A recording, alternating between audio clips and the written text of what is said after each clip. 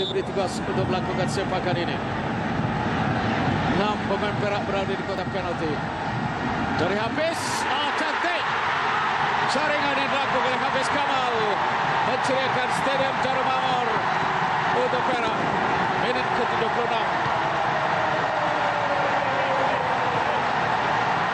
Hafiz Kamal pemain gantian yang dibawa masuk menggantikan Amir Hadi Zainal. Menceriakan penyokong di Stadium Jarum Amor, mengecewakan penjaga gol Terengganu Senatni. Terus masuk ke pintu gol dari servis Hafiz Kamal.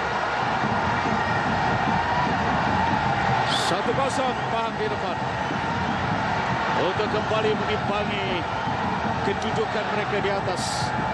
Selangor juga nampaknya kedudukan seri. Jadi sekarang ini pada situasi ketiga ini Pahang masih kekal. Dorongan Rusia sekarang itu Azamuddin sebelum kepada Muhammad Borji mencari setengah. Lagi tandukan Fauzi Roslan. Fauzi Roslan mengena lagi. Satu lagi jaringan yang dilakukan oleh Fauzi Roslan untuk mengukuhkan kedudukan bagi pasukan Pahang. Jadi Fauzi Roslan berjaya mengelurukan. Kita perhatikan Bayona dia masuk di depan Set Adni. Walaupun bola itu terkena Set Adni, tapi wajah diberikan kepada Fauzi Roslan. Ada sentuhan kepala yang sedikit dilakukannya di situ. Fauzi Roslan mengukuhkan kedudukan Pahang untuk 2-0. Dari Muhammad Borji, Fauzi Roslan cantik tandukannya. Walaupun cuba diselamatkan di situ oleh penjaga gol pasukan Terengganu. Terus asakan dilakukan. Di tengah menjadi pintas oleh Rasman. Satu larangan menarik Rasman. 2 lawan 2, 3 lawan 2. Sekarang ini Pahang dengan 3 pemain. Larian dilakukan situ ke tengah dan peluang untuk jaringan ketiga. Berjaya dilaksanakan oleh Pahang. Yang dilakukan oleh Hafiz Kamal. Hafiz Kamal untuk jaringan keduanya pada malam ini.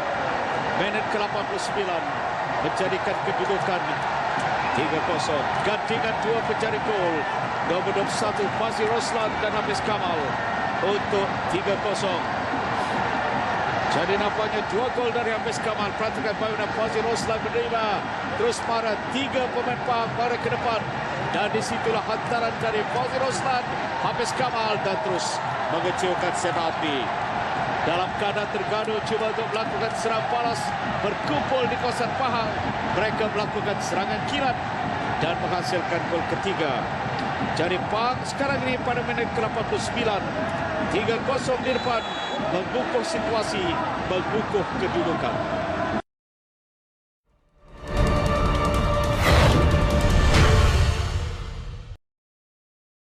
Barisan pemain kedua pasukan sudah pun melangkah ke tengah padang ketika ini. Perak sudah tentu mengharapkan agar pemain tinggi lampai Rafael Souza center back pasukan Perak akan mengunci setiap pergerakan yang akan dilakukan oleh Ramzul Zahidi.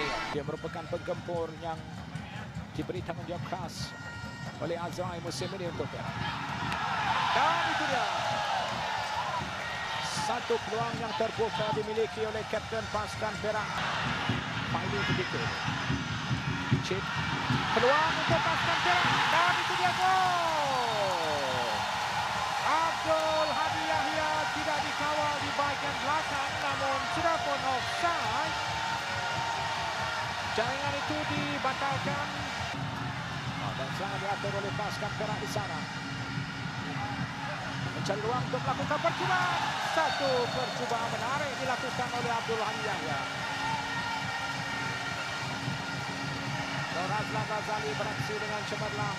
Perhatikan bagaimana kelecekan Abdul Hadi Yahya, bekas penyerang kebangsaan. Fokido di sana.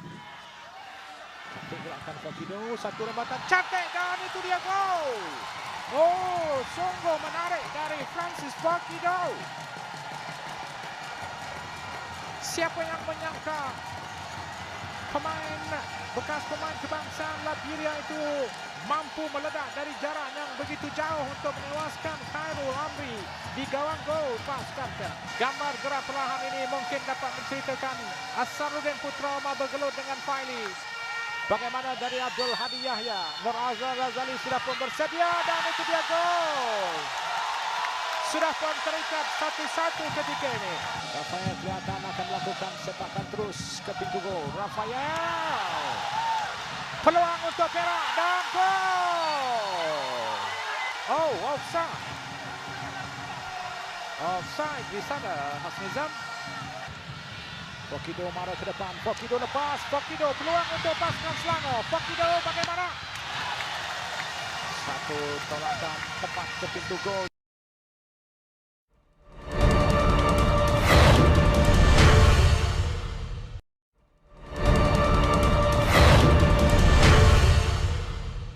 Besar pemain sebenarnya menyimpan tenaga mereka untuk menghadapi separuh masa yang kedua.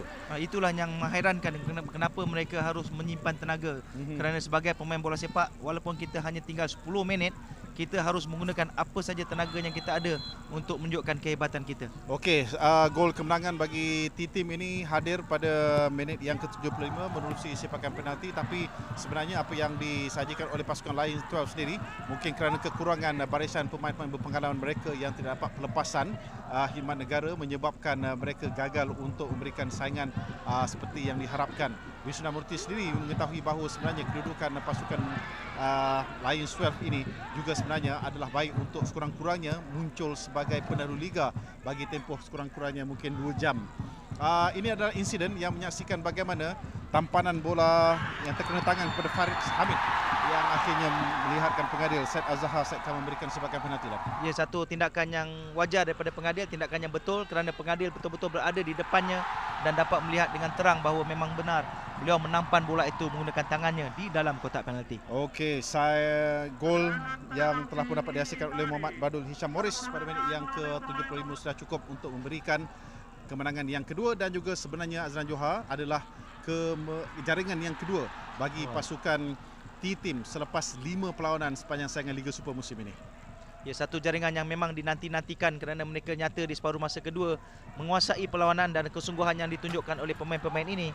Dan apatah lagi dengan Syaril bertindak dengan baik juga bagi pasukan Lions 12.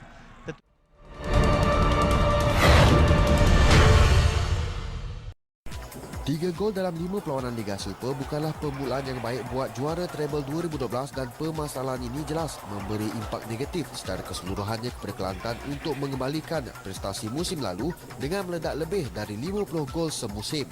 Bagi pengendali Kelantan, Boyan Hodak, pemain yang mengisi posisi serangan pasukannya masih belum mampu memberikan sebarang sumbangan, dan kegagalan mereka menghasilkan gol jelas mengecewakan Hodak yang sebelum ini mengharapkan persembahan lebih baik dari musim sebelum ini. Attackingly we have problems because the players that we replace, the old players that left, it's 40 goals altogether. The new players that come, either they don't have quality or still they don't understand the style that we are playing, so we need to work on this more. Many of them are young players, so you need a little bit time with them. Kelantan yang melayan kunjungan Negeri Sembilan di Stadium Sultan Mahmud keempat terpaksa berpuas hati dengan keputusan seri tanpa jaringan, dan ia keputusan yang sangat merugikan Kelantan apabila gagal menghasilkan kemenangan di halaman sendiri. Bagaimanapun, Hodak tetap percaya permulaan hamba pasukannya pada awal musim tidak menjejaskan peluang mereka untuk mengekalkan kejuaraan musim ini. It's not so. It's always good to have good start, but then at the end of the day, it's important that you show improvement. If we show improvement, then it's fine.